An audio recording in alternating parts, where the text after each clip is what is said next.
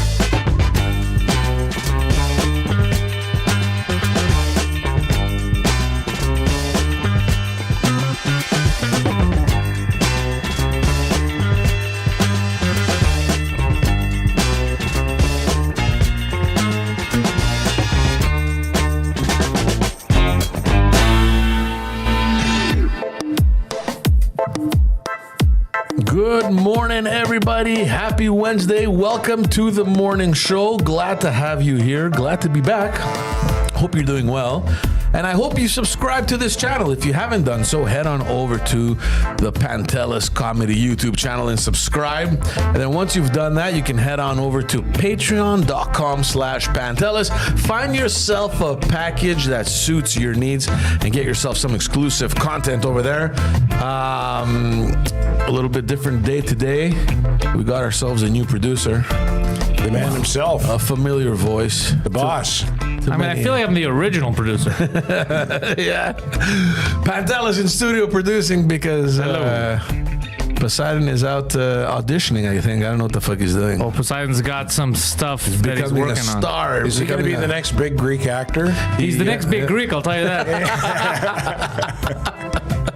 So who are the big Greek actors? Because I think the first guy who comes to mind for me is Savalas, but he predates you guys. Yeah. In color. Yeah. There's a lot of famous Greek actors. Anthony Quinn, but he's even older than. But he's not Greek. Anthony Quinn. He played a lot of Greek roles, but he's Mexican. Oh, really? Yeah, I didn't know that. I thought he was Greek. He loved Greece. I think he's probably one of the biggest Philhellenes. He was Zorba. Him and Leonard Cohen. They like Greek. Leonard Cohen actually lived in Greece, Yeah. On the island of Hydra. I could live in Greece. I did live in Greece, and I can tell you, you should live in Greece. Oh, he would fucking love retiring in Greece. Oh, fuck, he'd love it. As you can hear and as you can see, ladies and gentlemen, it's Ted Bird, the co-host of Standing By, the Terry and Ted podcast, which will be airing again really, really soon. What is it, in September? Yeah, late August, early September. September. We're going to sit down with the boss man here, Pantelis, and we've got plans, don't we, Pantelis? Yes. Big plans with legendary broadcaster Ted Bird and Terry DeMonte. I'm so excited, So head on over. Again, subscribe to the page and turn on your notifications so that any new episode that is released, you get yourself a little bing, and you can watch it. Hope you're doing well. Guys, how's it going? It's good to see you, buddy. Yeah, I'm glad. I haven't seen you in a minute. So I saw you a couple weeks ago at your French hour. You came to take some beautiful photos. Which fucking killed. It was, you had fun? It was great. It was great, and I think the crowd enjoyed it as well. Was that at the Bordel? I was at the Bordel. Yeah, I did my... you were there last night too, eh? I was there last night. We did 2 Drink Minimum live twice, back to back. That was also fun. I think the best version of 2 Drink Minimum is live. It must be something special to just, especially when it's a comedy podcast, to be feeding off the energy of the crowd. I was going to say, I know you guys have got a studio there, but you're also doing them in the actual rooms, in the comedy rooms. Yeah, it's so much better. Really, eh? It's so much fun because you feed off the audience, and it's kind of like you're getting a second opinion on your jokes. Yeah, we need to do that with Standing By. That's actually the next plan we might do. I want to do like a little thing with a few of them where Standing By kind of headlines, and then we have like, let's say the intellectuals doing 20 minutes. Holy shit. Yeah, please, only 20 minutes. Yeah, Poseidon in live. In front of a live audience, that would be amazing. Yeah. Losing his shit over Adam. Yeah. Yeah, we've had quite the fun with the intellectuals lately. Adam's just He's the gift that keeps on giving. Is he okay? No, he's not okay. Define okay. He's not okay. That's what makes him so great, eh? It's ridiculous. And the other day, Poseidon was telling me what he does for a living, and I just couldn't believe. I don't know if we can say it or not. I don't know if you've said it on the podcast, but I was like, "There's no fucking way this guy can do this job." I mean, you guys have to step in. You got to do something. It's not safe for anybody for this man. I don't know why you're such a hater. Yeah. Okay. Sure. I don't know if it's public, and I'll tell you later, Ted. You'll freak out. You're gonna freak out. Okay. It makes no sense. He's a driver. I thought you were going to say like he's a defense contractor or something. Imagine. He's a driver. He drives people around. Yeah, people. Small children. Ridiculous. And that makes our boy George Chickadee Transrizos a little angry. Well, yeah. Imagine having kids and you have that as a driver. I mean, he's safe. Of course. Yeah, safe. Is he a good driver? Fuck, I don't know. Who gives a shit? I mean, he seems to be. I mean, the only problem he has is the only questionable thing he's ever done, questionable things, have been with grown men. So I think the kids are safe. All right, that's good. Oh my goodness. What else, man? As long as the kids are safe. Well, that's the big issue I have because I'm not so convinced about that. Hey, Just for Laughs is back this year. Just announced this morning. Yeah, I saw your post on Instagram. This is news to me. I thought it was done. I thought it was over. I thought Just for Laughs closed the chapter in Montreal. They did, but Comedy Ha bought them out. What's Comedy Ha? It's a Quebec-based from Quebec City. Okay. They were kind of like the rivals here in French. And they tried to do something in English this summer, but no one in the States or anywhere respects them. Like, what the fuck is Comedy Huh? So they're like, okay, it's worth it for us to buy Just for Laughs, at least for the brand, for international recognition. So that's what they did. Is that the group that's partly owned by a Bombardier? It might be. Yeah, I know there's a Bombardier guy involved in the comedy world now in Montreal. Yeah, they might be. Like from the Bombardiers. Comedy Ha, it's called? Yeah. Never heard of them, huh? And apparently this guy wants to do big things, and money is no object to him. He's not a penny pincher. That's exactly it, yeah. Yeah, he says he'll spend money if it means, getting a good product out there. He'll spend what it takes. It's good because when you think of, this, Montreal and its international recognition, there's only a handful of events that happen that bring that kind of attention. The tennis tournament, we spoke about the F1, which was embarrassing this year. There's the comedy festival, the jazz festival, and that's pretty much it. I mean, there's a bunch of other festivals, but not to the level of international renown. Exactly. Yeah. Exactly. So I'm happy. So what's happening with Just for Laughs? They just announced, let's see what I can bring up here. Just for Laughs. So, I knew this for a couple of weeks. I just didn't say anything because they asked me not to. They're back for the time being. They're announcing. Let's see if I go to their fucking Similar format, like galas, nasty show. I mean, no. Well, yours is an outdoor show, right? It's way smaller right now. It's starting way smaller. These are the names that they've booked so far. Look at you right up there with fucking Dane Cook and Bobby Slayton. Well, I mean, they needed someone credible, so they added me to the lineup. So yeah, it's starting off small though. They're trying their best to. I mean, they're new at this. So I'm willing to work with them to help out. Ariane works there, so there's a lot of good people involved. Let's see. They're trying. As you can see, they're teaming up with Jizz, so they're gonna be okay. Jizz. You mean Fizz? I mean, whatever. Oh yeah, that was the old Just for Laughs. They used to team up with Jizz. Yeah. So yeah, they're trying stuff. And I'm happy that something's going on in the city. Oh no, for sure. You get the right people involved. New beginning. Hopefully everything goes well.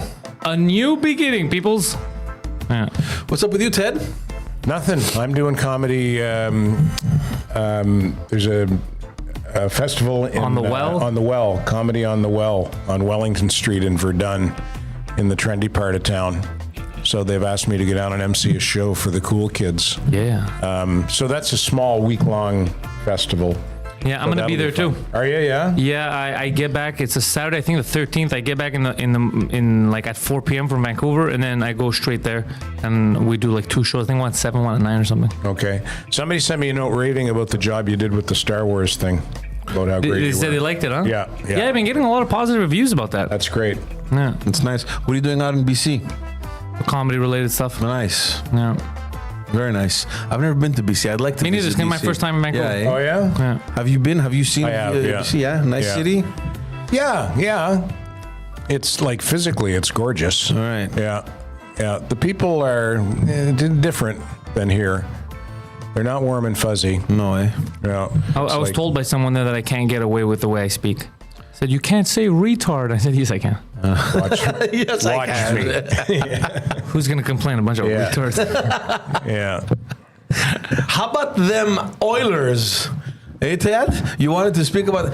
let me tell you guys something. I'm not the biggest hockey fan. I don't watch sports like a maniac like my brother. He just fucking has 3 TVs all watching different sports there. I'm not that guy.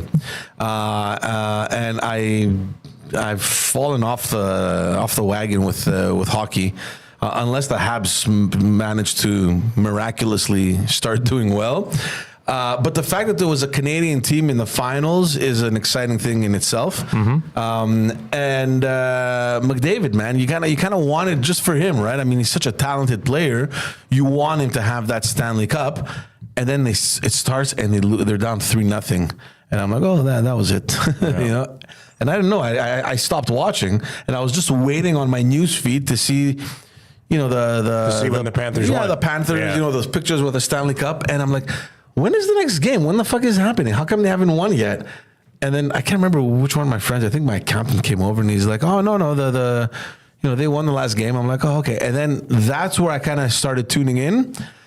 And to come back 3 games and to force a game 7, that's rare, right, in hockey? I think the last time a team came all the way back from down 3-0 was 1942 or something like that, if I'm not Especially in the mistaken. finals. They Yeah. almost did it. They were so close. Yeah. But here's my question, okay? And I think they played better than Florida. Yeah, good teams. I agree. Yeah, both good teams, though Florida's a good team. But here's my question, okay? So the whole thing, and you just mentioned it too, Canadian team, right? The Oilers are Canada's team. We all have to cheer for the Oilers because they bring the cup home, blah, blah, blah, blah, blah, right? Okay. If the Leafs were in the Stanley Cup final. I don't think I'd be supporting them.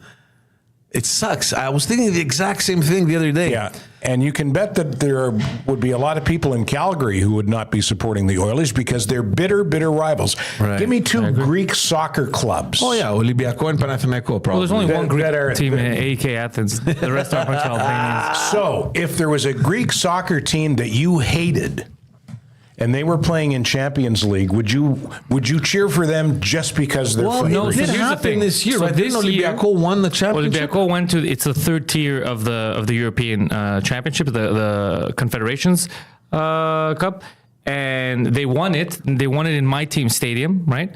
So because they were playing in my team stadium, I figured, it's good. It's a Greek team. I want to root for them, and I rooted for them up until the start of the game. And then their fans, instead of respecting the stadium, started graffitiing, breaking doors idiots. down, destroying stuff. So then I said, fuck this team, fuck their fans. I hope they never win a goddamn game again, these disrespectful cocksuckers. Because I went to their stadium once to support them in Back Europe. to you. I went to their stadium to support them in Europe once. They were Right. playing a Kazakhstani team, and I supported that red team just because they were a fucking Greek team. Right. But these sons of bitches, when we let them into the greatest stadium in Europe, this is how they act, like a bunch of animals. You no longer tell your Olympiacos friends they no longer, I don't know, dude. They You're no a longer citizen. live in Tirana. You're in Greece now. Be civilized. No, but I would follow a lot of Greeks that were supporting them because it was a Greek team. But the rivalry in Greece when it comes to soccer is just next level. It's religious. Well, I think it's that way in all European, even should in be. Holland. I don't know if you saw the clip from when we had Paul Debaye from Burgundy Lion on your English podcast. pub Yeah. on the podcast, and he was talking about in the Netherlands, in Holland, a buddy of his had an Ajax jersey, and somebody came up to him and said, "You better take that off right now. You're going to get the shit kicked out of you." He was in a- and in Holland. Yeah, where but he was everybody's- probably in an anti-Semitic neighborhood. No, it's true because Ajax is they're a big team in the Netherlands, but they're also the what are they? The Joden, they're the Jews. Oh, is that right? Yeah, I know all about this stuff. Terry made me laugh out loud because he did his imitation of a Dutch soccer hooligan. We'll kick the shit out of you. It's next level in Europe. It's next level in Europe. Yeah. Anyway, I always resented anyone saying to me you have to cheer for the Oilers or you have to cheer for the Flames or the Jets or whoever because they're a Canadian team. And if you don't, you're unpatriotic. You can do bullshit. whatever. It's the NHL. It's club play. Yep. I cheer for Canada at the Olympics and at international competitions. Right. That's when I wave the Canadian flag. Yeah. Tell them. Not during NHL club So you were games. cheering for Florida? Just to be defiant and spiteful. You know what? I was cheering for Edmonton. Yes, because they're the only Canadian team, but it's because it's Edmonton and they don't really bother me. But when you said Toronto, I don't think I'd be cheering for Toronto. Well, no, you can't get. No, good Toronto luck getting will Habs fans to cheer for the Leafs in any circumstance, and vice versa. Yeah, Leafs exactly. fans hate the Habs as well. Yeah. It's just, to me, it's a well-meaning but misguided form of patriotism. What's happening? Well, I mean, our prime minister figured it out. Dude, is that a What real did he thing? do? I've been seeing that. Is this? Did he really? I don't think he really tweeted this, right? Is this his tweet or? No, that's his tweet. I'm the one who added the image. you added the picture. Okay, yeah. That's good. That's great. That's so fucking funny. His Fuck dickhead. Trudeau. But that really happened, though. Yes, there was yes. people there Yes, with it is, the of course. signs. Yeah. They're everywhere. Dude, when I was in Ottawa, I was in Ottawa for 3 weeks. Yeah. I kept seeing people in front of Parliament with the fuck Trudeau flags. Nobody and stuff likes every day. him. Everybody you hates said him. in Ottawa they hated him, eh? They hate, dude. I was talking to people, sausage vendors in the street, like people working in politics. Dude, when I was asking people at the shows, dude, these are people who work for the government, who civil work for him. servants, yeah. And they're like, "Fuck this asshole. He's ruined the country." Yeah. I think his time is up. It's just a matter of time. You know, when the next recognize election. that we have a lot to do to regain the trust of Canadians and Trans rights are more important than your tax dollars. Yeah. No, it's really bad. Eh? We're going to talk about the by-election that happened in Toronto, St. Paul's, but Yeah, there's no more straight elections, bro. Everything has to be by. everything's by. Everything's by. He's changed everything. We don't care about the straight things. No. I think his time is up. I think his time is up, and I don't think there's anyone across Canada that would challenge that. I think it's just a matter of time. Do you think he's going to run in the next election, or do you think he's going to resign in the meantime? Here's the thing. We've been having this conversation since the last election in 22, where I thought he would have resigned immediately the year after and leave enough time for his party to find a new leader. I've been wrong on so many occasions. Narcissist. He doesn't want to drop it. He's a narcissist. Yeah. But here's the thing now. After this defeat, which was a horrible defeat for the Liberal Party, this was a Liberal stronghold For over 30 years. For over 30 years. It would be ridiculous for him right now to resign because they're going to associate it with that loss. And as the leader of a party, and even as a prime minister of a country, you can't resign Based on the result of a by-election. based on the results of a by-election. It's not the way you want to go out, right? You either want to go out like Mulroney did, say, look, my time is up and it's time for me to step aside. There was a huge defeat with the Charlottetown referendum. And that was an honorable thing. It's like, I get the message. I'm out. Let someone else take over. Honorable way to leave. Yep. He could do that, but now it's so close to this defeat that everyone's going to associate it. So unless he waits for a couple more months, maybe after the summer or towards the end of the year to do it, there's still technically enough time, before the next election. Or he will just do the next honorable thing, which is do the fucking elections, lose like a fucking man, and step down after that, right? Because now it's too late. So I think it's one of those two scenarios. But what a fucking defeat. I mean, this is great. And I've been hearing a lot of analysts going into this election, and rightfully they were saying that the worst defeat that the Liberal Party suffered in its history was in 2011 with Michael Ignatieff, I remember that. where they had 34 seats. 34, they had only 8 in Quebec. It was the most horrible result. Like, no one ever imagined the Liberal Party getting that few seats, in Parliament. Well, part of those 34 seats, Toronto St. Paul's was one of them. Right. So that's how safe that riding was. And I don't know what's going to happen now. Metropolitan Toronto, other than that, is all liberal, is it? It's all red. It's all red. I think they're going to take a hit. And the other question is, what's going to happen now? Obviously, and we've been saying this, and I have friends at the Liberal Party of Canada that have been telling me for months now that the caucus is divided and there's a lot of pressure. I just never understood why no one ever came out public. So apparently in caucus, all hell breaks loose. Yeah. Nobody's fucking happy. There's a lot Even of, when he's there? yeah, there's a lot of division. And then within the divided caucus. Yeah, and then within the caucus, you have like the Quebec caucus, the Ontario, like they're divided within their province, and those are even worse. But when they come out publicly, everyone puts a smile on their face and like, yay, Trudeau, which is fucking weird to me, right? Why doesn't anyone have the balls to just come out and say, well, it's also, and it's so disingenuous too. It's so disingenuous. Yeah. The sound clip from Chrystia Freeland after they lost that by-election, and she was asked, does the party still support the prime minister? And she gave this predictable, disingenuous, cliche-ridden answer, and I just thought, fuck, I can't wait until the grown-ups are in charge again. Do the grown-ups exist, though? I don't know if we have grown-ups. I would like to think that maybe Polyev has some grown-ups. That's what we're thinking, but I mean, I've reached out many times, and now he's in the city, and I've spoken to his people. Yeah, they were looking into it last time, and they still. Well, you want to have him on the? I was going to have him on the French cast to help his Quebec credibility. But the thing that scares me about him is anyone that's scared of a long-form interview with me, I don't trust. Yeah. I don't think that's the issue.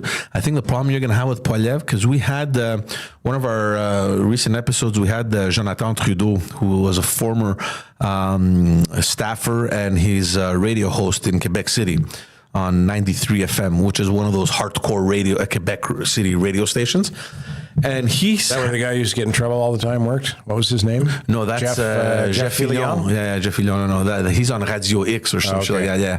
And he's had Poilievre on interview, and he goes, "Guys, man, I know that everyone is looking to get him because he's the hottest thing right now, right? He's the rising star kind of thing."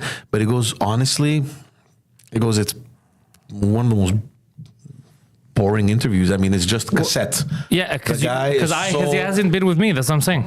He's so fucking zeroed in on what he wants, and he's so adamant just about hitting that message. Right. He goes, "C'est la cassette." He goes, he presses play. So it's hard to have a conversation with him. Yeah. That's why you need a real interviewer like myself. Yeah. So but I don't know why he doesn't do them. And we have a friend up in Ottawa that's very close to him and his campaign, and same there. I mean, we have issues getting them as well. Apparently, the guy who won in Toronto, Don Stewart, completely ignored the media. Like, didn't talk to the media, didn't do interviews, didn't debate. Like, he just apparently he just kept a real low profile. Yeah. I like that too. It's your local campaign, and in ridings like that I mean, it's not Ottawa Centre, and it's not those big ridings that garner all this media attention. You don't need media. You focus locally, and I think he did a great job. It was close. I think the difference was I was following 500 votes, or close to 600. It was 590 or something. I was following the results up until 1 a.m. Yeah. And at that time, when I went to sleep, Leslie Church, which was the Liberal candidate, was ahead by like 600 votes. And I'm like, 600 votes, it's done, it's over. You know what I mean? Yeah. Well, it was at that time, I think at that point, it was only 40 polls that had closed out of 190 or some crazy thing. I'm like, there's no fucking way. I mean, there's so many, there's so much. If she has 600 votes, it's pretty much set. I know. You know what made the difference though? Because at the very end, the Jews. Well, yeah, probably. But no, what they do, because when in every election, what they do is that obviously they take each poll, right? The ballots, I mean, and they count them. And then at the very end, when they're done, they open the advanced poll ballots. Apparently there were over 11,000 people that voted in advanced poll, which is huge for a by-election, especially. People are pissed, dude. So normally, rule of thumb is, if you have a huge number in advanced polls, the people that vote in advanced polls, it's usually an indication that favors the opposing candidate rather than the incumbent. Yeah. So that was, and I was listening to Peter Mansbridge's podcast, and they were saying that same thing too. They were like, "Fuck, there's 11,000 people that turned up to vote in the advanced polls. That's generally not a good sign. We'll see, wait and see what happens." But devastating loss, and the Liberals, the last weeks that right before the election, they were downplaying it so bad. They were saying, "Oh, this is going to be a very close election." La la la la la. And I heard this other commentator say, "Listen, it's normal that the people that are saying that this is close and we risk losing it, blah blah, it comes from the Liberals because a defeat for them, sorry." A victory, a potential victory of the Conservative Party for them, they don't want their defeat to be the big news rather than the victory of the Conservatives being the expected outcome. Right. So they were downplaying it so much in anticipation of a defeat. And I read an article in the Globe and Mail where a lot of Liberal volunteers weren't at all surprised that by the fact that they lost, because the messages they were getting on the doors were so bad for Trudeau, like so bad. So on bad. The doors, meaning when they were going door to door? Door to door. The messages they were getting on the ground was just horrible. Well, dude, the countries, I don't know why we're like kind of beating around the bush. The country's destroyed. We're the least productive nation from the first world nations. We're the most indebted nation. Yeah. There's no prosperity. There's no future. Our real estate market, not only is it fake, it's being propped up by the government because it's all they have to show. Like, look, we have a strong real estate. Everything is expensive, but it's all fake expensive. No one can afford it. What's happening is horrible. No companies want to invest in us. It is easier for international corporations to invest in the United States of America than it is in Canada. But Canada, it's way easier to immigrate here. None of this makes any sense.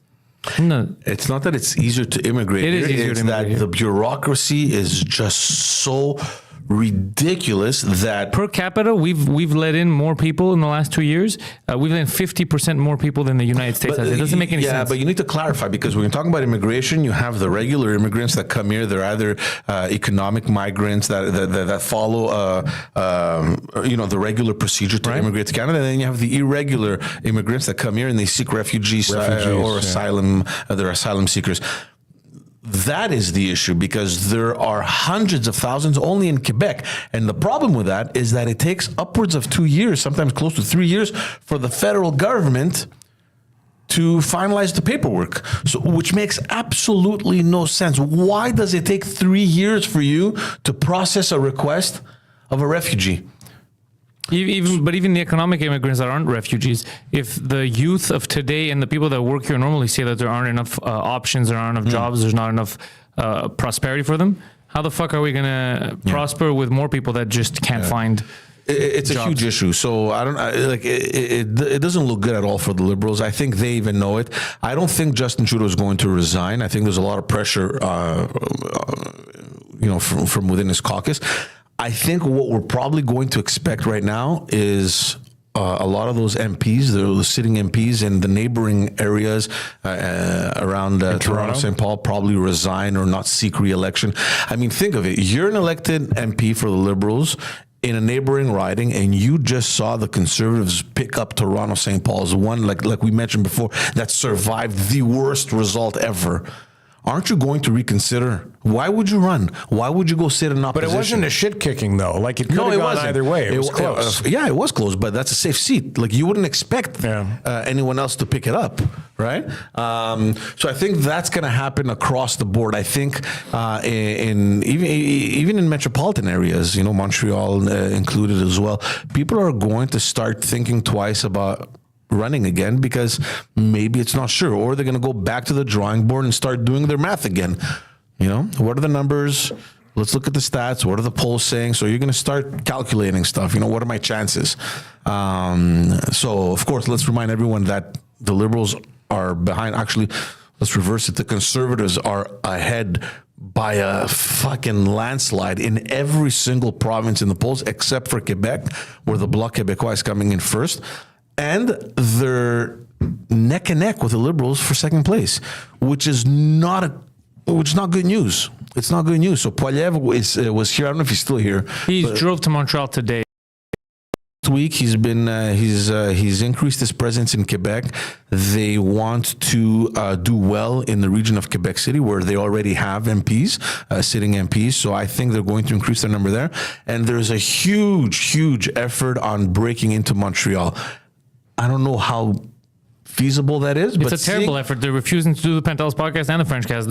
He's not trying. No, but it's true. They're going to fail. They're No, going to fail. but he's not doing the right things. He's preaching to the choir. It's not changing anything. Instead of like getting younger people and getting people, he's scared to do the interviews. So fuck him. I don't know if he's going to look. The message that I've been getting from people close to him is that he doesn't do interviews because they feel that he doesn't need to. He has enough followers on his own social media platforms to get his message out there. And he has become his own kind of media. But all the people that are on the fence keep saying the same thing. Yeah. I want to see real questions. Yeah. I want to see people ask him real questions. So the people that he already won over, he's hitting it over the head, but he already won them over. Yeah. You're trying to get new people, right? So expand. Yeah. That's what I don't get about this. It's true. I haven't seen him sit. I can't, off the top of my head, I can't think of a He's done a few. I saw him, I think, a week and a half ago on TVA. It was Paul Larocque that was TVA is interviewing not a him. sit-down interview. All the mainstream media is garbage. Yeah, they had him for about 10 minutes. That's not a... So You ask him any tough questions? not really. No? Of No, course not really. Softballs? Not really. Yeah. A couple layups, you know. Yeah. There you go. So nothing challenging for him. Look, man, good for them. They're doing well. They have a lot of momentum. They announced a candidate, I think, in Mont Royal here in Montreal to Neil run Oberman? against. What's his name? Neil Oberman. Yeah, that's I it. think. Yeah, he's a lawyer, I think. Yeah. Right? Yeah. So he's going to be running against Housefather? Anthony Housefather. Good. And Anthony Housefather, man, fuck, you know. He's probably one of the voices in the caucus that is standing up to everyone because of the mismanagement on the whole Israel-Palestine conflict and Canada's involvement in there. Before you go on, what was his stance on the mismanagement of our COVID situation? no, Because he was all for voting against our rights. I remember that. And then he flip-flopped for a while, and then he came back. Look, It's interesting whose rights matter. Anthony Housefather is one of the MPs that doesn't shy away from actually expressing himself. Like a lot of MPs kind of avoid the media. He likes the attention, right? Right. And on a couple of occasions, he's put his foot in his mouth, but. When it comes to this conflict over here, he's taken a stance against his own party and against his own caucus, and he's been very vocal about it. They made certain changes, certain nominations in the caucus, and they were supposed to not appoint him as the liberal spokesperson for the fight against anti-Semitism. And there was issues in caucus. There were people disagreeing about Justin Trudeau appointing him to that position. So they put it off for the moment. They're like, we'll get back to this question another time. And it leaked to the media that the caucus was so divided on putting Anthony Housefather on that on that position, That file, and yeah. it leaked, I think, in the Globe and Mail. And it's like, dude, what the fuck is going on in that caucus? Like, what the fuck is happening, right? I heard from a very reliable source close to Poiliev that when this whole thing happened with the Israel conflict, and then when they passed a motion recognizing the state of Palestine and requesting a ceasefire, that's when all hell broke loose, and he came out and he couldn't believe that his colleagues were voting in favor of it, that he actually met up with a conservative party. He had considered crossing the floor, and the information that I got was that this guy is so full of shit, he's so full of himself, that he was asking the conservative party if ever they were elected to government to get guarantees that he was going to be named to cabinet. Dude, you can't fucking go with that kind of request. Take it step by step. You know what I mean? Cross the floor if you have to. But then again, would he have gotten elected in a riding like Mont Royal with the Conservatives? I don't know. That's a tough riding to go get. I mean, if Mont Royal falls to the Conservatives, it's bad for the Liberals. I mean, there's no question about that. When Mulroney won big in 88, He didn't have seats in Montreal. 84, right? Yeah. And the Conservatives for the first time had made major inroads in Quebec. Yeah. Did they win Montreal area seats? They had 0 candidates. They had 0 MPs sitting in Montreal. Okay. So all their wins were in Quebec City and the regions? Yeah. 0 in Montreal. Trying to think if maybe in the West Island, but no, I don't think so. I'm sure we can very easily search that, but no, it wouldn't. No, I don't think that they ever had Montreal. I got a story for you why the woke left is insane. Your friends in Germany have just pulled off another amazing victory. Outrage in Germany as judge jails woman, 20 years old, for sending online insults to a gang rapist after all but one of 9 men convicted of attack on a girl that was 15 were allowed to walk free from court. So they were allowed to walk free from court. She's attacking them and they arrest her. So she went online and said, "You're a fucking," well, she said, I think, a pig, a scumbag rapist. And then they said, "Wow, that is hate speech and racist." So they put her now, they only put her in juvenile detention for 48 hours. But still, the fact that a government would do this to save face, to be like, you can't say that to these, that's racist for you to say that to the gang rapist, is crazy. It's things like this that just fucking fuck me up inside. Like Stuff that would have been parody Yeah. a generation ago. For sure. It would have been parody. Yeah. I saw a meme online this week about, it showed a couple of kids on bicycles riding over one of those rainbow crosswalks. Yeah. Hate crime. And then on the other side, it was the pro-Palestinian demonstrators defacing the statue of Queen Victoria. Oh, yeah. And, freedom of expression. Yeah, we were a virtue signaling cesspool. Because now they're setting up camp on Square Victoria, I think, right? Yeah. We mentioned this, I don't know if it was last episode or the one before, how easily this was avoided in Quebec City, where the students tried to set up camp at the last week we were talking about Université de this. Laval in Quebec And City. the cops shut it down right away. The cops shut it down right away because there is a municipal bylaw that that forbids anyone from setting up camp on public lands. So it was very simple. There's a law in place. There's a municipal regulation. You can't do that. Pack your shit. Let's go. And everybody left. They're like, okay, sure.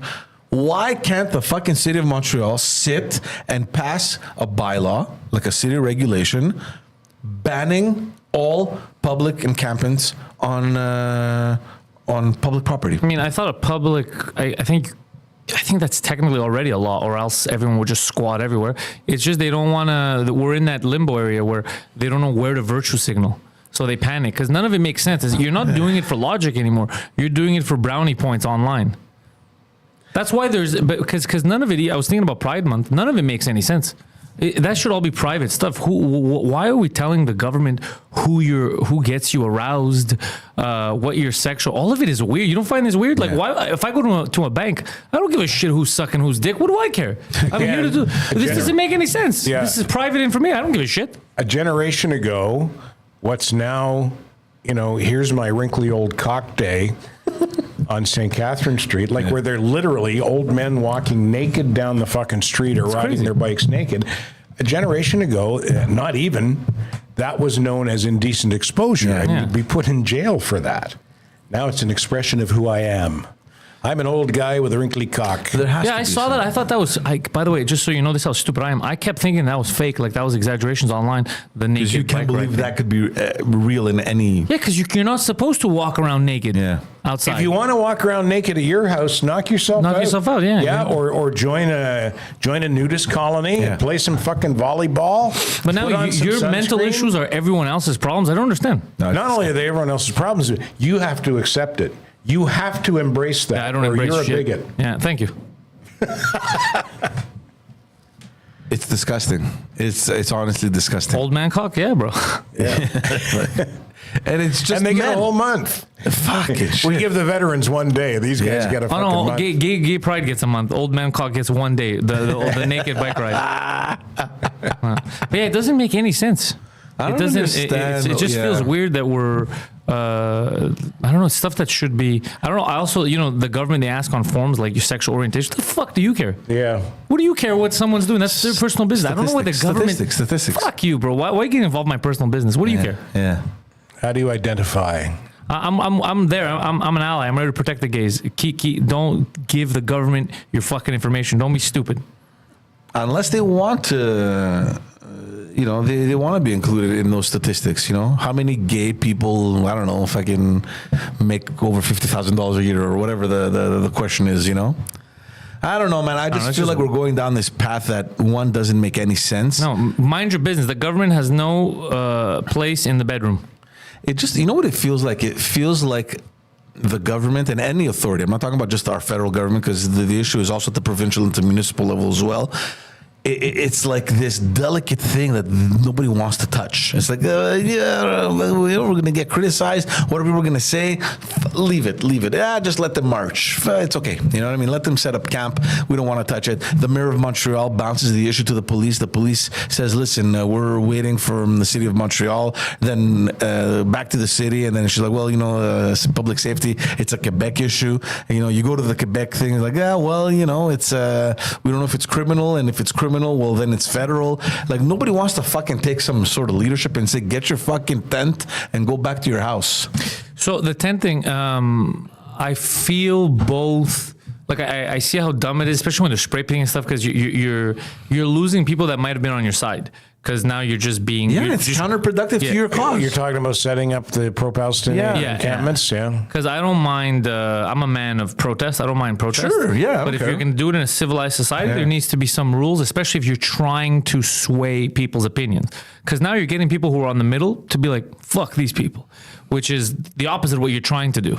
So I don't believe, and also what you're doing, the people that you're disrupting, which is me, you, regular people, have zero authority. The mayor has zero authority on Canada's stance with Israel, Palestine. Mm-hmm. So the people that you're pissing off, no matter how much I'm going to piss them off enough for them to change their mind. We have no power. We can't, it doesn't matter what we do. What is McGill as an institution going to change in the outcome of this conflict? Nothing. Like, what the fuck? What's your purpose? But it makes them feel good inside. They think I'm making a. That's the problem with this generation. They don't. It's not tangible results. Yeah. It's these fake points. It's all digital currency. It's all fake. Yeah, they want to score point. They want to look good for the cool kids. Yeah. Yeah, I think the pro-Palestinian side needs to recruit themselves better spokespeople, people who can articulate, people who are calm and measured and intelligent, because right now, every time you see a pro-Palestinian spokesman on TV, they're screaming, baby killers. Zero credibility. There's zero depth in any other comments. Did you see the clip from the Jerry Seinfeld show? I don't know where he was in Australia. It was in Australia? It happened twice. What did he say? Yeah. Well, he got heckled. He got heckled. They're like, free Palestine! Yeah. Oh, because he's holding Palestine hostage. No, but he was so fucking funny. He's like, what was that? Free Palestine! And then he goes off and he's like, well, listen, you should go tell the people that are organizing for you, and I don't know who's giving you money, that you just spent a lot of money supporting a Jew. That's right. We just gave more money to the Jews. And I said on Twitter, why would I spend hundreds of dollars to go to a Jerry Seinfeld concert and heckle him when I can drive 5 minutes to Marché de l'Ouest, yell at a whole bunch of Jews for free, and pick up some mun cookies and carnatzel at Paradise Kosher? It's win-win. It's all, it is a shit show, though I do wish, again, same thing that I was saying for the Ukraine and Russia and all, I do wish that there'd be a strong leader that would get up and be like, okay, I don't give a fuck anymore. Let's sit down and talk actual peace. I'm not taking, how are we going to stop people from killing each other? That's all I care about. But no one's saying that. They're all scared to say that because they're scared that the sides are going to be like, what do you mean peace? Kill the other side. So no one's saying it. And they're such pussies.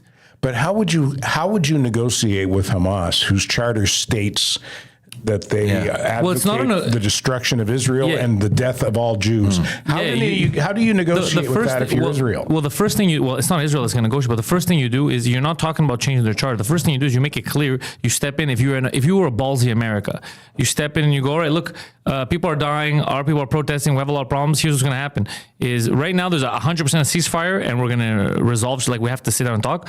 If anyone does anything, we're just blowing everyone up. It's really not hard. Yeah, you both don't exist. But they would never do that, the U.S. But that's what you need a strong leader to do. Be like, look, I'm going to end this. I'm sick of this shit. We're starting from zero.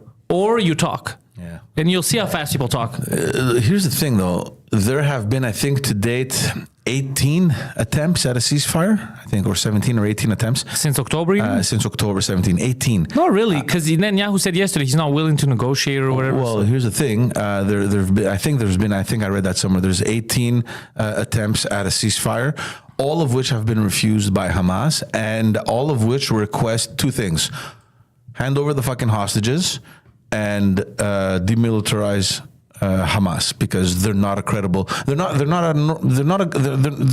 terrorists. Yeah, they're not a government. I mean, I'm with you now, but we also have to address the elephant in the room. Israel armed them, and Israel propped them up. So we have to address that because that's serious. How did Israel do that? 'Cause I don't know. They've been doing it for a while. They're the ones who were sending them money. They were. We've talked about this, I think, on this very podcast. They were in hopes, I guess, of peace is what they were saying. But they propped them up. They gave them money. It was the party that they were giving money to was Hamas. Netanyahu was responsible for this shit too.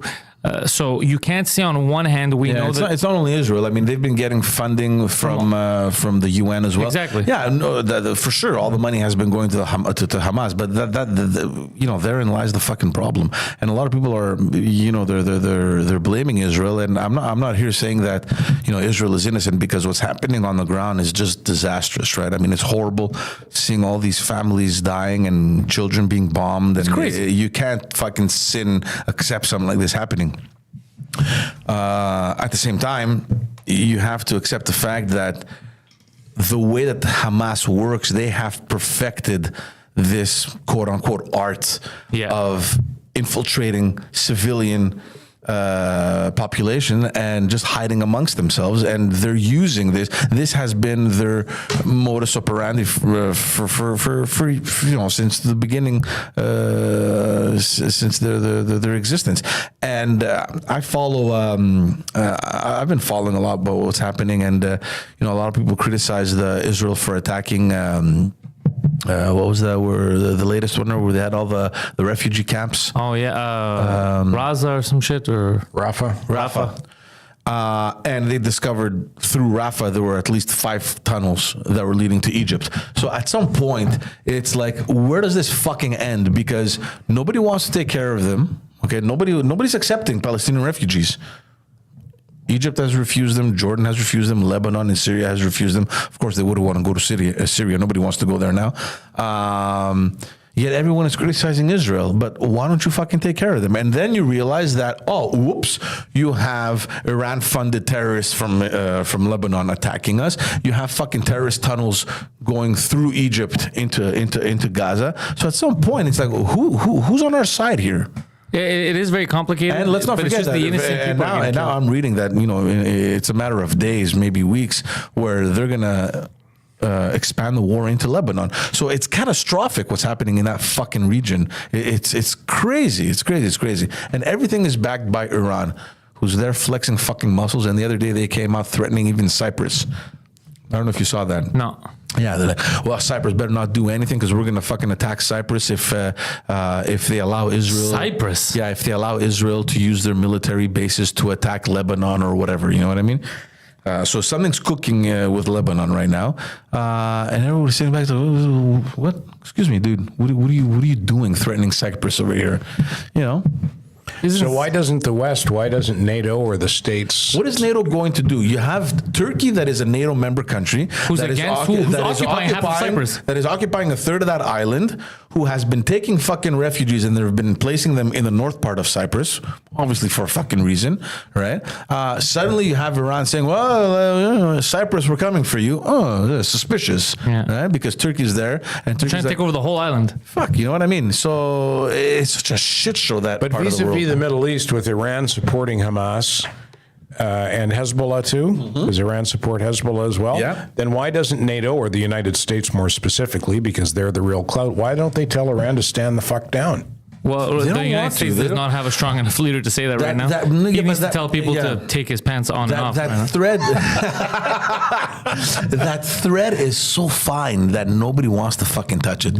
Nobody wants to take that step. I mean, look, Iran was bombing Israel, when was it, a couple of weeks ago? And nobody said anything. They're like, fuck it, we can't get involved over here. It's going to cause a fucking whole out Ted, conflict. this is why I'm saying everyone's fake and they bother me. Even when it came to asking pro-Palestinian protesters. Okay, so yeah, we're against this. We're against genocide. We're against people taking over other people's land. All that. When you would ask them about what's happening to the Armenians right now, the Turks are slaughtering them. Sorry, they don't want to talk about it. They don't want to go against the Turks. When you ask about Cyprus, Cyprus has been occupied since the 70s. They don't want to talk about it. And when I lost respect for the Ukraine, and I go, fuck, I hope the Ukraine loses all of the Ukraine, was when Zelensky was doing that stupid Skype call with the Greek parliament. And at the end, they're like, yeah, we support you, the Greeks. And, and they asked him about Cyprus. They go, and he's like, the transmission, he didn't want to go against Turkey. He's like, okay, hold on. So you want us to help you, but Cyprus has been occupied since the 70s. Yeah, you know, so Turkey, fuck you. See, this is what we've been saying on so many episodes. Turkey is so intelligent in the way they do their politics. Yep. I mean, they've come in as a mediator between the Ukraine and Russia. They're not stupid, fuck. You know what I mean? They know exactly what they're doing. What did I want to say now that you were saying? Armenia. I don't know if you saw this, but Armenia came out and recognized Palestine as a state. And everybody's like, what the fuck are you doing? It's all politics. It's not because they necessarily want to support Palestine or recognize Palestine. They're doing it because Israel is recognizing fucking Azerbaijan. And it makes no sense. Oh, are they? Of course. Kartsak or whatever? No, Azerbaijan. Israel. Azerbaijan, the government does exist. Yeah, of course. No, but I'm saying they're supporting Azerbaijan. Oh, get the fuck out of here. Yeah, Israel. But Turkey hates Israel. They But that's the thing. That makes no fucking sense. Oh my God. Israel sends so many arms to Azerbaijan. They have this relationship. I think there's also oil involved in that whole partnership as well. And it makes no sense because you have Turkey, which is fucking like peanut butter and fucking jam with fucking Azerbaijan, saying that we're going to destroy Israel. And you have Israel sitting back and saying, hold on a second. Why are we still supporting Azerbaijan if their fucking closest ally is Turkey, and Turkey just said they want to annihilate us? It makes absolutely no sense. And they have that whole axis: Pakistan, Azerbaijan, and Turkey. Yeah. The what's it called? I forgot some Islamic new. They want to start a new empire, some shit. Like an alliance. Yeah, they have a heavy duty one. I mean, Pakistan. Is Pakistan nuclear? They're nuclear, but they can't lift it. They're feeble. They're nuclear. You saw what happened in Pakistan. Talk about another place where human rights are excelling over there. There was a tourist in Pakistan. I don't know if you saw. I saw this in the news that said something about the Quran or Islam or whatever. Ooh, and what happened? They arrested him. They brought him to the police station, and this fucking mob of Pakistanis stormed the police station. They burned it. They lit a fire. Free him.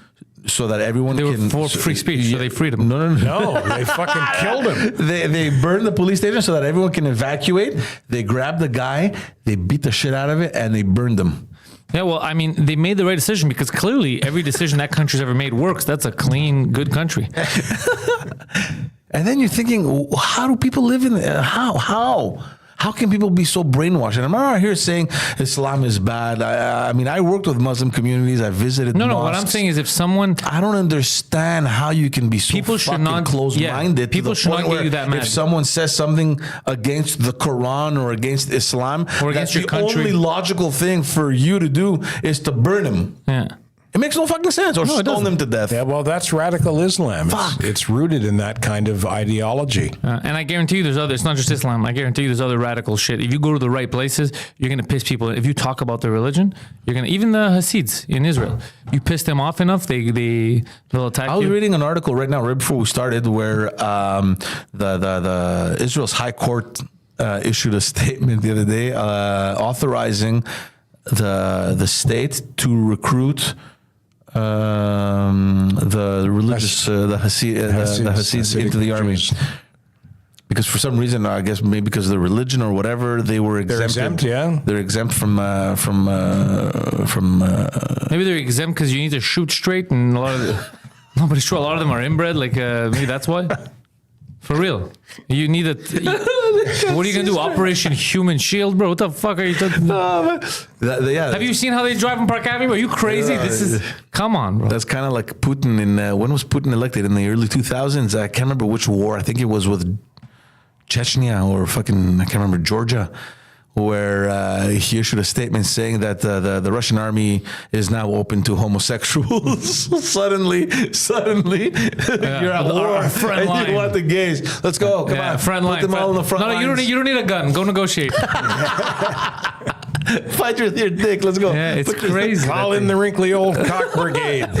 I'm never going to get over the fact that it's 2024 and we still don't have the instinct of let's calm down. Let's try to go. Like we're all going to die. Yeah. Let's try to negotiate. Like I don't want to kill a kid of any race or religion. It's only that it's getting worse. I think We're getting more aggressive. Like we're evolving more and more toward the extremes. We're an embarrassing species at this point. Like, look what happened. I mean, we saw, I don't know if you followed this. I mean, it's such a nerdy thing to do, but there was the European Parliament elections not too long ago, and the far right parties destroyed. They did fucking well. I mean, they don't have the majority in the European What's Parliament. far right? Can you, because I'm tired of everyone saying. It's what mainstream conservative used to be. That's what I'm saying, because that's not far right, bro. That's not far right. It depends. Like, what would you consider Marine Le Pen in France? So I thought that was extreme right because the way people described me, she says she wants to kill people or throw immigrants and all that shit. Yeah. But so far, I haven't really dug deep. She hasn't said anything extreme. She just says she's pro-France. Yeah, well, yeah, it's pro-France, very close-minded to liberal policies. Well, they've destroyed that country, so I get why people would be mad. Yeah. But anyway, Who's the prime minister in Italy? Is it Meloni? Is Giorgia that her name? Meloni. Yeah, she's not extreme either. She did well. No, they were saying that she's an but extremist. but the mainstream media defines her. Yeah, as she's not far extreme right. at all. Yeah. And then there's Viktor Orban in Hungary that is considered extreme. I mean, my argument is, why don't you wait to see what they do? Because it's one thing what they promise, and it's a completely other thing how the media interprets what they say and sells it to you so you can read it, right? You know what extremist is for me? The same way that they have painted Pierre Poilievre as an extreme right wing, which is completely... He's a dork. Come on, man. He's not. You know? No. So, you know what extreme right wing is to me? Extreme would be someone gets elected, and then they're like, all right, so here's the plan. If you got kill all the Jews, like Hitler. Yeah, if you got That's any extreme Pakistani right. neighbors or whatever, you let us know and we're shipping them out. That to me is extremist. Yeah. If somebody goes and he's like, all right, listen, we're going to have to cut some funding for these trans podcasts that we're doing, and we're going to have to put it into like small businesses. That's not extremist. That's just let the economy run. That's not, this is crazy. We're not going to invest in rainbow crosswalks. That's not extremist. We're becoming very polarized as a society, and it's not just over here, it's everywhere in the world. And you know, at least in the West, you know, we have, I think, still some sort of respect for our institutions left. In other countries, like in Europe and in Asia, they don't give a fuck anymore. They're gonna look at Pakistan. Fucking okay, we have a mob. Let's go. Let's get this fucking guy to the police station and burn him. Where was it when the conflict first started in Israel, where we had the Jews flying out? I can't remember which country it was. Well, I think it was in Russia. Was it Dagestan. in Russia? Was it Dagestan? Where, Yeah. they Where there flooded was- the airport and they were looking for the Jews in the airport to kill. Come on, man. Yeah, there was a shooting there this week. There was In Dagestan? yeah. Oh, I read something about that. There was a what did they attack? Did they attack a synagogue? I'm not sure if it was So stupid. if it was related, Jewish related, but there was a terrorist shooting. 5 or 6 cops were killed. 10 or more civilians were killed. Remember the guy in Quebec City who went to the mosque and shot young people guy, up? yeah. Same thing. Young guy indoctrinated by whatever the fuck he was reading online. And he's like, I'm going to go shoot up. It was just families, just people going. Well, you know, here's the other side thing, and I feel like the media doesn't focus too much on that. Almost on a weekly basis here in Montreal, schools are still being shot at. I can't Jewish name. schools. Like, I just what can't the name fuck them. are you doing? A Jewish restaurant in Mile End, I think it's called Yoni Falafel. Oh yeah. There was, The headline in the Gazette last week was "Bullet Like Holes." Bullet like holes. What are you, fucking stupid? An apparent projectile went through. Like they couldn't bring themselves to say somebody shot out the window at the Jewish restaurant. They're so Instead, they stupid. said a projectile that appeared to be. I mean, they're just created a walking that bullet-like line, hole. right? We don't want to get sued, and in case it's not true, What do you It's mean not it's so not much- true? It's a fucking bullet hole. Yeah, it's What are you not so much stupid? that they don't want to get sued. They just don't want to. They just want to make sure that they're still good with the cool kids, right? Fuck off, man. Fuck off. And in Ontario, I'm the too. cool What the kid. fuck's happening in Toronto, man? Like they've lost their minds over there. That's a shit city. Yeah, I feel bad because it's such a like going there. I see that's what a real city. That's what Montreal should have been. Yeah. Like there was Yeah. potential and there's business and but Yeah, fuck, Montreal dude. could have been that with a European flavor. Yes, Montreal would have been the fucking best. And it's still, I mean, we'll see what the future holds. But dude, it is a shithole. Dude, the craziest thing is you look at videos of Indians that are just pissed off, and what they're saying is 100% valid. They lied to us. They brought us here under false pretenses. There is no opportunity for us. We're not making money. There's 10 of us living in a fucking apartment.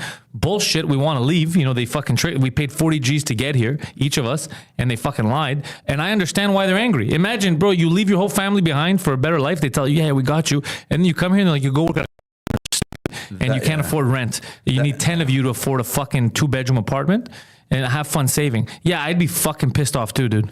That's been an issue though for years. I remember back when I was working, the immigration department here in Quebec had a big problem because. And we've mentioned this before. One of the most important criteria when immigrating over here is the French language, right? So, which is the reason why there's a lot of North Africans that immigrated in Quebec because they understand the language. Former French colonies, Exactly. Morocco, They speak Tunisia, French Algeria. perfectly, Yeah. and that's not a problem. The problem is that a lot of these people that are coming from these countries are highly educated. They're doctors, they're engineers, they're fucking huge education. And the issue with Quebec is that, okay, we accept you. You can come. You have to fill in the criteria. We need people like you.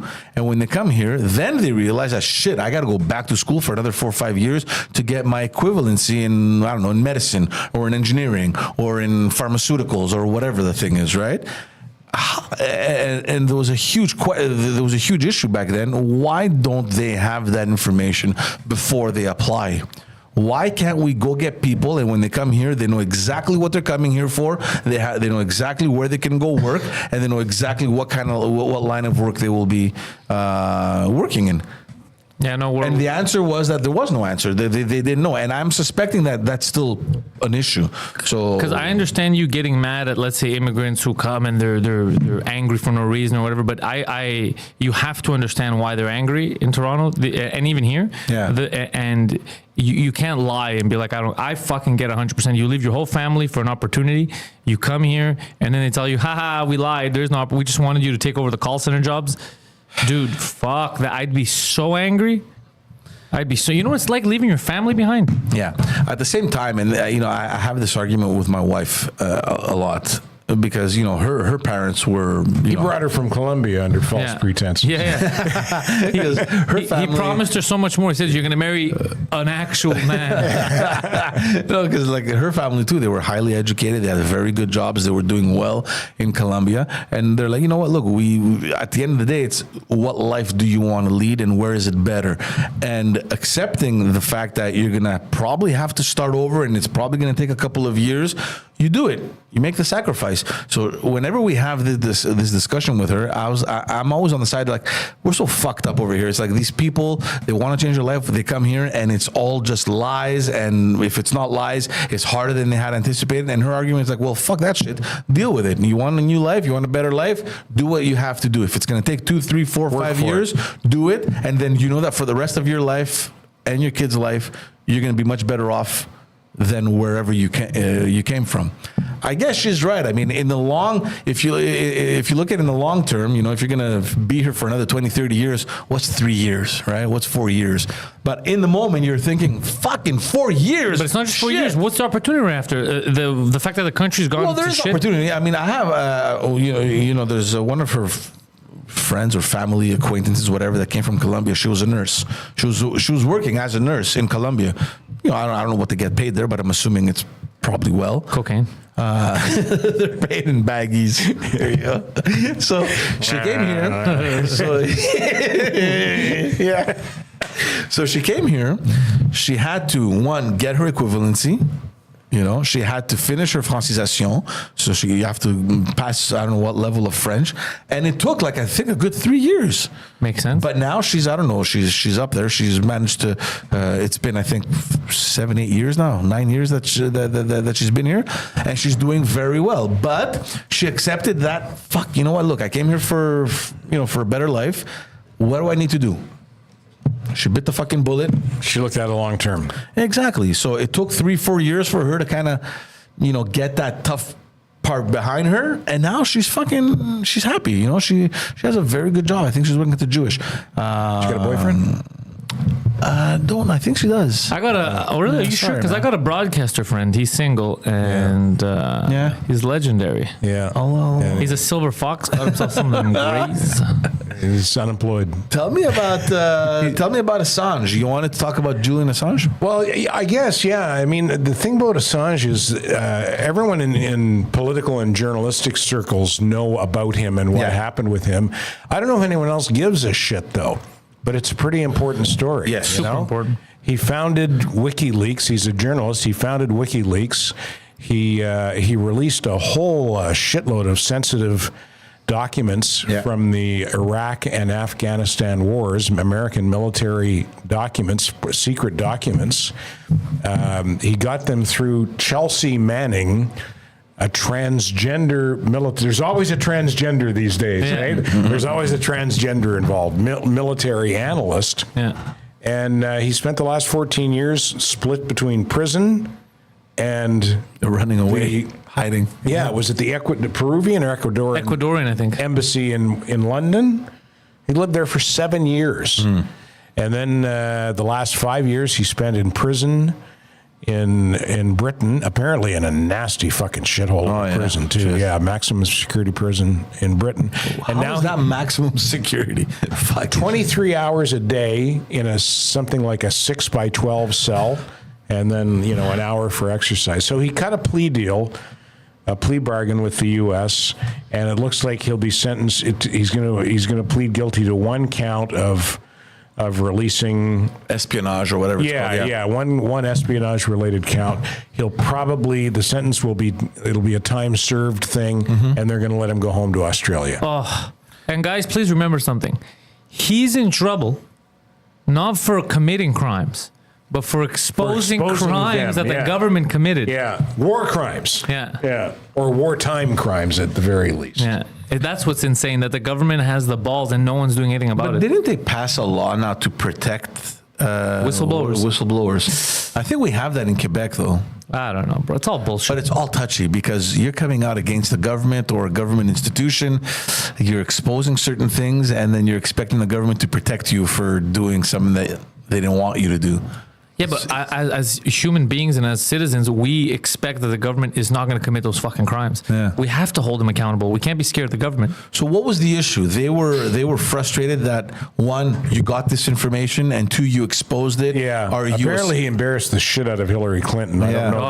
I don't know the exact details. Well, WikiLeaks also is the one that leaked her emails too. Yeah. Oh, yeah. Okay.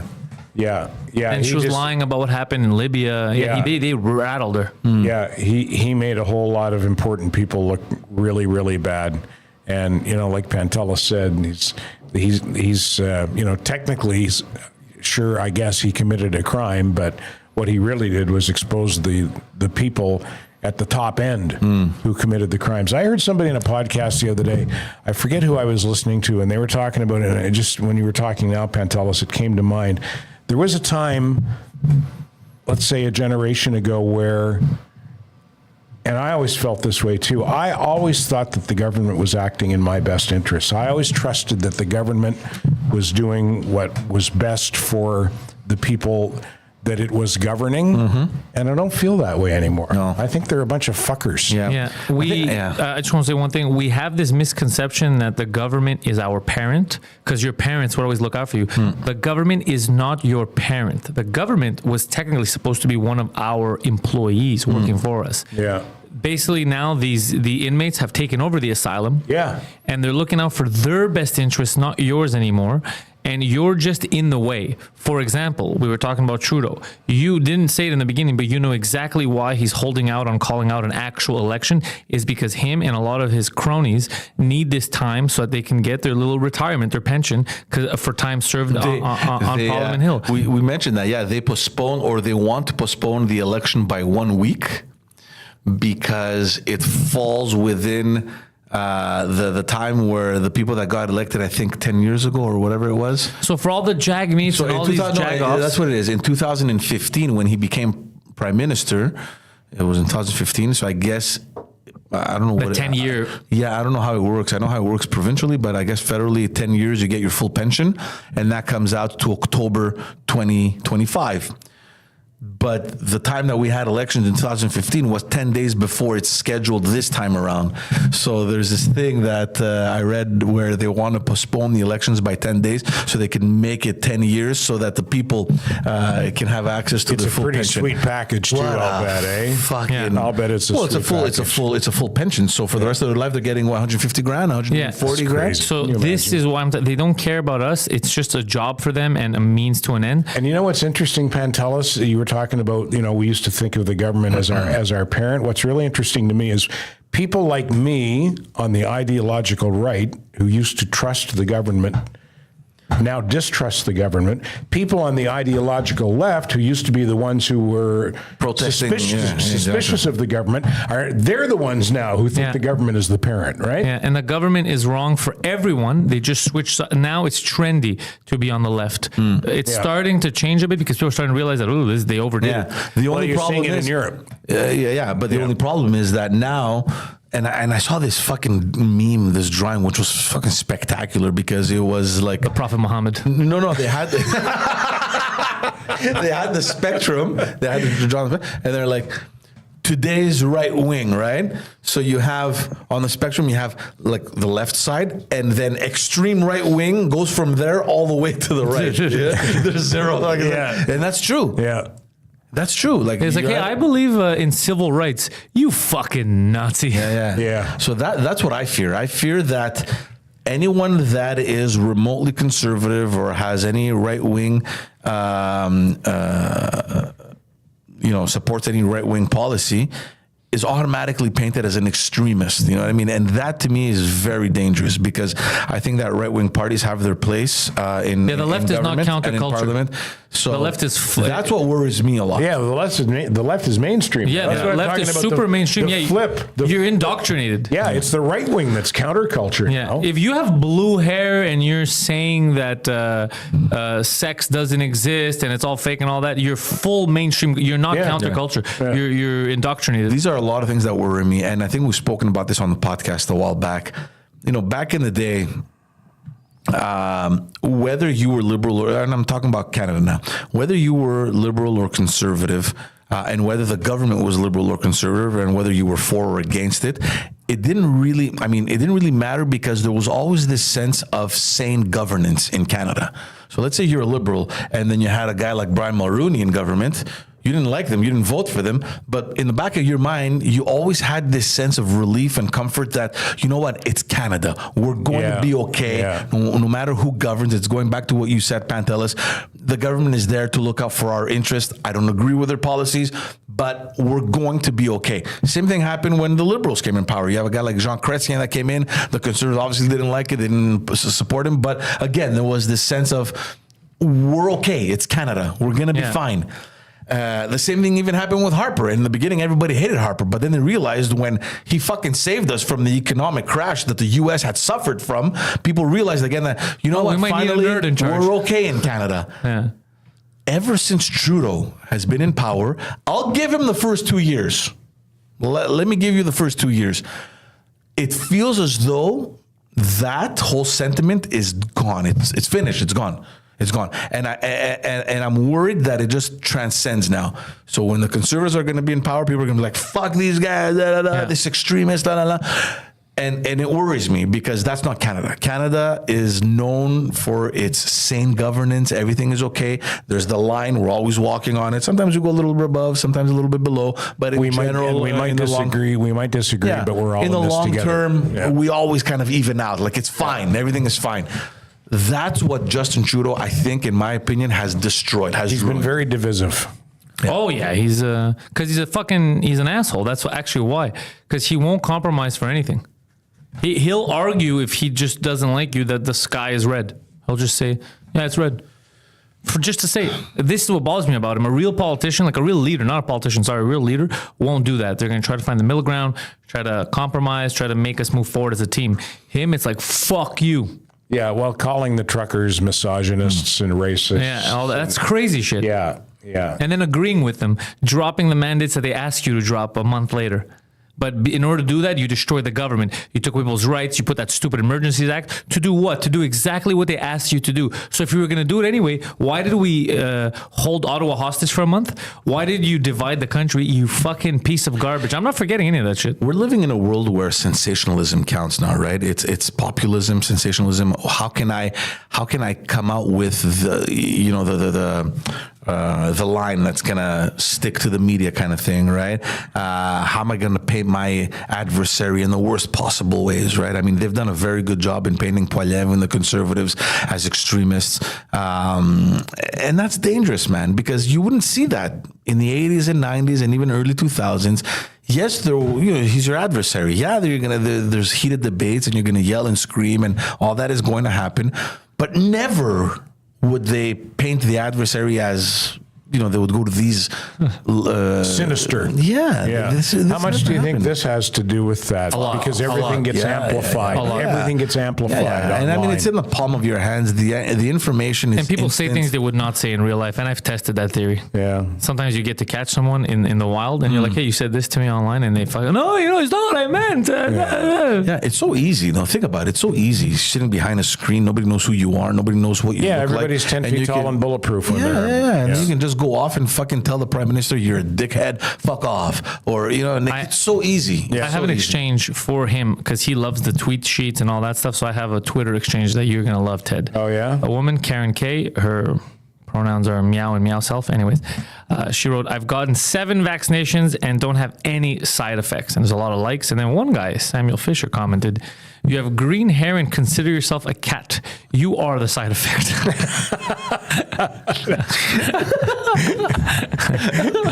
So fucking stupid. So she's for real? She's not a parody? It looks like it's for real, but I've seen people like that are meow selves and meow. Oh, fuck. Yeah. My pronouns on my Twitter bio for a while were he, ha. Yeah. Mine were fuck/you for a while. Yeah? I'm thinking about changing maybe to Hebe/GB. Oh, man. I want to talk to you guys just before we end about the leadership race at the PLQ, the Provincial Liberals here in Quebec. The race is officially on. Nice. For a while, everybody was kind of holding back on making any announcements. The deadline to submit the candidatures, I think, is next year in April, if I'm not mistaken. And then officially the race will end late in 2025, I think, September, October, somewhere there. And then we're all with all these rumors about Denis Coderre, throwing his hat in the race. I mean, it wasn't a secret. I mean, the guy just, from his public statements, it was obvious, And finally, last Friday, he held a press conference in front of the National Assembly, stating officially that he's in the race and that he's the best fit for it, and all the comments. I mean, he could fit now, yeah. Not really. He gained his weight back. Did he? Yeah. And I don't know. I sent you guys the message. I'm like, this fucking guy, man, just doesn't want to get the message. So blinded by ego, and I have no problem. I mean, it's democracy. You want to fucking run. At the end of the day, you're going to get the slap in the face. But it's like, I'm always troubled, and maybe because we're not like that. I mean, we're not driven by ego. We don't have that in our character where it's like, fuck what you think, I'm going for it. And clearly he's not like that. I mean, so he's announcing. And the only thing that I think about it, I saw it on TV, I saw his press conference on TV, and I read the articles. And every time I see this guy's face, I'm like, what are you doing? Why? Why the fuck do you not get it? You have zero support. Nobody from the caucus has come out to support you. The people that were behind him were 2 former MNAs who were fucking backbenchers, just nobodies. And I just don't understand. It's like this, and with this confidence, right? I'm going to do 125 spaghetti dinners in all 125 ridings. We're going to go get the support, and I'm going to show people that it's like Any excuse for a spaghetti dinner is fine. Right? you know, and I just don't get. You don't seem to understand that. Why don't you just leave the new generation take over? How about you just step aside and help someone younger? Because they identify as cats, okay? That's why. And is that his problem? Is that he can't let go? Because he's got a track record, right? He was a federal cabinet minister, and he was the mayor of Montreal. So he's a proven Nobody can take seasoned away, politician. Nobody will take away the fact that Denis Coderre is experienced. However, everything he's done, he's failed at. As a cabinet minister, he wasn't the most effective one. He ran as mayor. There are certain successes that he did as mayor of Montreal. He had to renegotiate with a bunch of unions that nobody thought was possible, and he did it. But he has that enforcer kind of attitude that it's my way or the highway kind of thing, and that in that respect worked for him. But he lost two campaigns afterwards at the municipal level, and now he's taking a stab at the provincial level. I just think at some point every politician needs to understand and accept the fact that it's over. And he doesn't seem to get that, and it bugs me. It bugs me because how do you, like, if everyone around you sees it, how do you not see it, right? So all this to say that we're going into this interesting phase in the provincial realm where the Liberals are going to be in a leadership race. There's going to be some interesting names that are going to come out, I think, and it's going to be a good race. I think Coderre is going to get slapped around. Yeah. Quite frankly, I think so. I think he's going to put his foot in his mouth like he usually does. But this time around, I don't think people are. I don't think they're any longer there thinking that we need that big star candidate, the vedette, like we say in French, where he's going to save us. He's our savior. Nobody's there anymore, and I think a lot of that has to do with politicians like Paul Saint-Pierre Plamondon, who came from nowhere, not known. Yeah. And hey, hook it up! I gotta get him on the French cast. You're still trying. I'm still trying. He's avoiding me, and it'll be the best interview. Yeah. So, and you have guys like that who come in. They're not very well known, but the fact that they have this conviction and they follow the party's agenda has given them a lot of credibility. And I think that a lot of people at the Liberal Party are looking at that and saying, you know what, we need to replicate that. Fuck that sentiment of we need that figure to save us. They did that with Johnson. They did that with Charest. They did that with Couillard. And this time around, Coderre thinks he can, repeat that. I don't think it's going to work. I don't know. I don't think so either. Ship up, man. I don't know. Are you signing us off? I'm signing you off, George. All right, cool. Guys, thank you for tuning in. We appreciate you.